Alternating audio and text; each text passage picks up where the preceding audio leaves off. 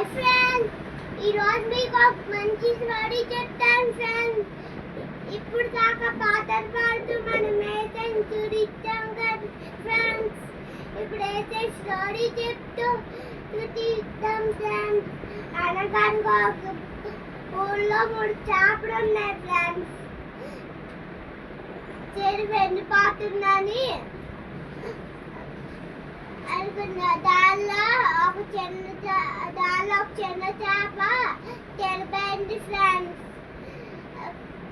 చెరువు ఎండిపోతుంది కదా, చేపలు పట్టుకునే వాళ్ళు వచ్చి చేపలు పట్టుకొని వండుకొని తినేస్తారు ఫ్రెండ్స్ అని చెప్పేసి పక్కన ఇంకో చెరువు ఉండి అక్కడికి వెళ్ళిపోతాం అని చెప్పినాను. దానిలో పెద్ద చేపేమో ఫాస్ట్గా వెళ్ళిపోతాను, ఫాస్ట్గా అక్కడికైనా వెళ్ళగలుగుతాంట. ఆ పెద్ద చేపేమో ఎప్పుడు చూస్తారో అప్పుడు చూసుకుంటాంలే అని చెప్పి మళ్ళీ ఇంకో చిన్న చేప కూడా అలాగే అన్నంట. తర్వాత వేరే చెరువు అన్నది అది వెళ్ళిపోయిందంట. లేపు వందని తెలిపలేదు, వండి మళ్ళీ లేపేదో లేడొస్తుందని చెప్పి ఆ ముగ్గురు వెళ్ళి చూద్దాం అని చెప్పి పక్కన ఇంకో చెరువు ఉందంటారు కదా, ఆ చేపలు ముగ్గురు వెళ్ళి చూద్దాం తండి అని అంటే వద్దులే అని అందంట.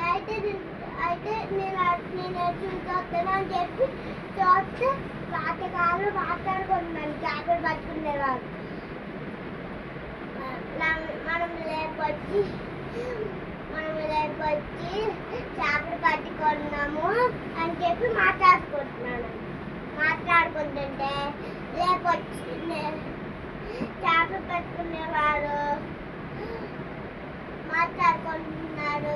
లేకొచ్చి చేపల్ని పట్టుకుంటారు, మనం కూడా పట్టేసుకుంటారు అని చెప్పి చెప్పిందంటే అలా చూసిన చేప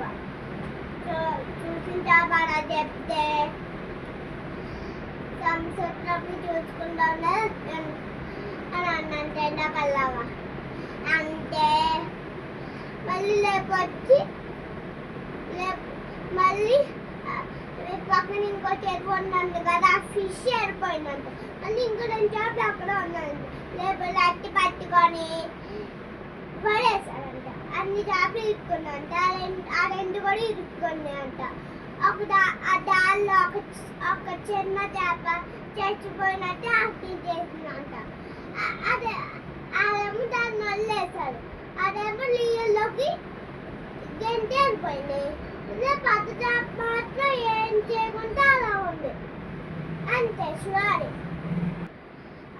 అప్పుడు పాతికాడు తినేసా చేపలు కూడా వండుకో మనక్కడ ముందే ఆలోచించారు తెరువుగా సంసొచ్చగా ఆలోచిస్తే అలా జరిగిందో విన్నారు కదా స్టోరీలో. ఒక చేపకి అట్లా